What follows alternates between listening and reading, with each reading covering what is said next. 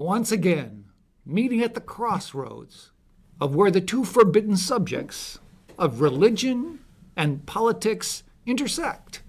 This is the Sophie Scholl Roundtable. I'm Mel McGinnis, and to my left is Kurt Olson. And we're going to pick up on a discussion had earlier with Garrett Kane on this whole subject of Beth Moore, Trumpism, nationalism. What do we do What do we do with it when we have tweets going out by Beth Moore the other day? I just had them up here on my phone, when she said, "Fellow leaders, we will be held responsible for remaining passive in this day of seduction, to save our own skin while the saints have been entrusted to serve are being seduced, manipulated, and used and stirred up into a lather of zeal devoid of the Holy Spirit for political gain." Question I have is, what leader is she referring to? That's a good question. I think one can only assume that she's probably talking about some of the prominent people who have stood by President Trump so faithfully over his 4 years. Well, running for office 5 years, I guess. She didn't name names. I mean, I would certainly name some names. People like First Baptist Dallas. Oh, Robert Jeffress. Robert Jeffress would be one of the people that she might be referring to, since she has a very general category there. Is she referring to Franklin Graham, Tony Perkins, and some others that might be considered part of his evangelical advisory council? I don't know. Paula White? I don't know. It would be nice for her to elaborate, just to see who she's referring to there. Yeah, because I think what she says is very vague, too vague for my taste anyways. Like when she says this Christian nationalism is not of God, I would appreciate if she would just define her terms. Yeah, exactly. I mean, and even Trumpism. Yes. Which is the kind of the catalyst for this, is something that really isn't defined. In fact, you don't even see a lot of people or print organizations defining it. It's just kind of out there, and there's this assumption that the public would know exactly what Trumpism means. Right, and I think it's used in a pejorative sense, in a negative sense. Yeah. And it casts dispersions, I think, even on people who support his presidency. Like for me, I would support it. Now, am I a Trumpist?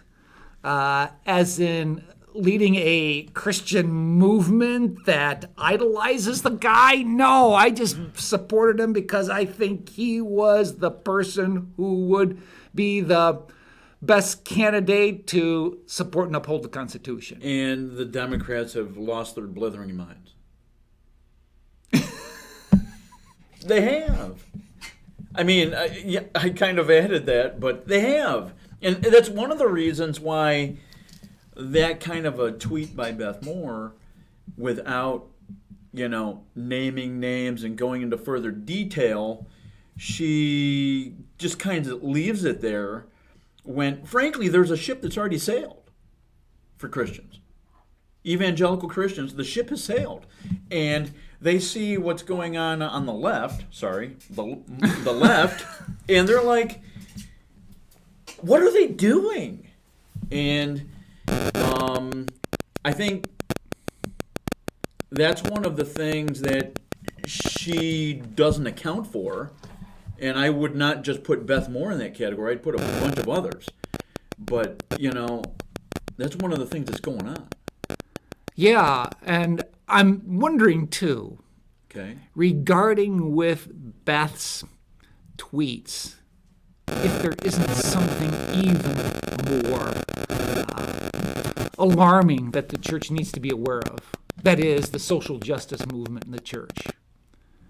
See, I think that's much more of an issue than Trumpism or people being seduced into a form of political idolatry. One could certainly make that argument. And I guess to put some things into context, we do have a challenge right now happening in the Southern Baptist Convention. And for those who don't know, it is the largest Protestant denomination in the country, and after Catholicism, it's number 2 in terms of numbers. And I mean, they have churches all over, not just the country, but the world. And the Southern Baptist Convention has this. There's an argument with some people in Christianity that it's the gospel plus something else. And that other thing is critical race theory and intersectionality. And then some people watching would say, well, what is critical race theory and intersectionality? But the harsh reality is there is a movement in certain sectors of evangelicalism that are pushing that. And some could argue, based on some of the statements that Beth Moore has made, that she would at least fit partially into that category. I would agree. And and she would fit into that either partially or completely. And the church, if anyone looks at the Barna Group, and if anyone's not familiar with them, they do a lot of research on the church. They're based out in California. Barna Research Group. They dig into all kinds of stuff, and some of the stuff that they do is more political, but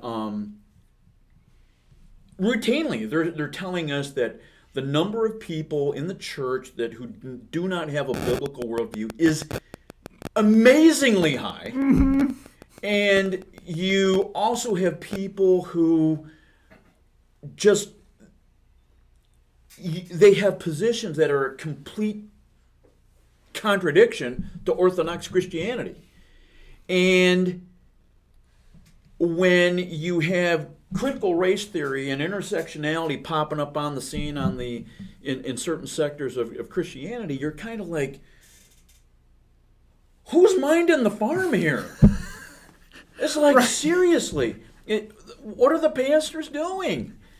And so, anyways, I don't say all that to kind of bore people, but I mean, this is happening. And with the stuff with George Floyd that happened in 2020, and other things that popped up on the radar screen that led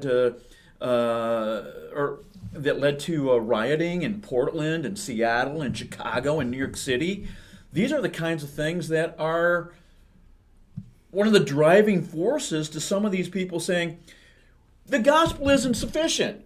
Mm-hmm. We need critical race theory and intersectionality to help us along. Right. And when I hear that kind of thinking, it's like, wait, you're now making the argument, the gospel that has stood the test of time, all of a sudden doesn't deal with the issue of racism in people's hearts and minds? Seriously? Is that what you're contending? But this is the intersection where we now are in the church. I think you're right, and I feel like we're swallowing the camel of social justice with critical race theory while we're straining out the gnat of Christian nationalism and whatever form Trumpism is. Yeah, I mean, for all the complaining that Beth Moore does with stuff that's happening on the right, there's also stuff happening on the left, and so you have potential five-alarm fires, if you want to call Trumpism a five-alarm fire. You have potential five-alarm fires in the spiritual world happening on both sides. Yeah. And I feel like us as pastors, it is a difficult thing to navigate a church at times, especially in the political realm. Yep. See, I think it's easier for me to talk about critical race theory and social justice than it is to talk about matters of politics, meaning sometimes even the moral issues are considered political. Yes. And because of some of the things that are happening in our government, that have happened in our government. And the most glaring example is abortion. I mean, abortion in 1972 was basically an issue between a woman and her doctor. The Supreme Court comes on the scene, legislates from the bench, and thrusts that issue onto the 50 states, whether they like it or not. Yeah. And they thrust it not only into the 50 state legislatures, they also thrust it into the Congress, House and Senate, and they thrust it in onto the national stage presidents, and they thrust it into the pulpits. Yes. And there were 9 people on the Supreme Court in 72, 73? Yeah. Yeah. One sweeping decision, and that's what happened. And that's authoritarianism to me. Exactly. And we're almost 50 years into that. Yeah. And what gets me, people are so concerned about Trump being an authoritarian. I'm sorry, I have difficult time seeing that. When I see Congress and the Supreme Court being so authoritarian. Exactly. And then you had people in this most recent election who would make the argument, well, Trump's an authoritarian. I'm a Christian, so I got to vote for Joe Biden. Well, so you're making the argument that Joe Biden has never displayed any authoritarianism. Is that what you're contending? I mean, it's like, have we lost our reason and our sense of perspective? Right. And see, I would bring it back to nationalism. It's almost sounding like now nationalism is a bad thing. But I'm saying, what kind of nationalism are you talking about? Exactly. Yeah. And again, when Beth Moore puts out a handful of tweets and doesn't expound on it and doesn't get specific and doesn't name names, you're kind of left in this really kind of nuanced territory, and you're left, well, what was she saying? Exactly. See, that's what I'm saying. What did she mean? Well, yeah, right. Yeah. And that's what I like to know. And when people use this term nationalism, see, I think nationalism is a good thing, because what's the alternative? Internationalism? Globalism? Do we want that? We've got that. Yes. Right. And we're losing our understanding of who we are, because I think it's a very nationalistic thing to say there is a God, he gave us our rights, and governments are instituted to protect those rights. Yes. And again, without the definition of nationalism, you're left with, what does she mean? Yeah. What is she trying to communicate? Yeah, right. And I feel like in Scripture you see God talking about nations. Nations are part of God's plan. Yep. So I think it's a matter of what kind of nationalism are we dealing with before we make judgments about it.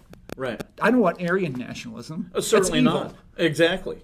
And I think the average Christian would absolutely agree, whether it's the Aryan nation or Aryan nationalism or whatever else. Right. And two, I feel like this term nationalism has so many synonyms that you have to define it, because I saw synonyms that would refer to white supremacy, sectarianism, secessionism, and all other things that could really confuse people's minds. Exactly. So the term needs to be defined, and Beth Moore didn't do it. No, she didn't. And unfortunately, there aren't a lot of people, writers or thinkers out there that are actually pressing her to say, well, what do you mean? Exactly. Expound on it. Why doesn't she submit something to Christianity Today or the Christian Post and actually expound on what she means? That way we could at least have an understanding of, is she naming names? Yeah. And how is she defining this? Exactly. And that's what I feel needs to be done. So, Beth, if you're watching, please take up Kurt's challenge that you saw here on the Sophie Scholl Roundtable. Thank you for joining us in this edition.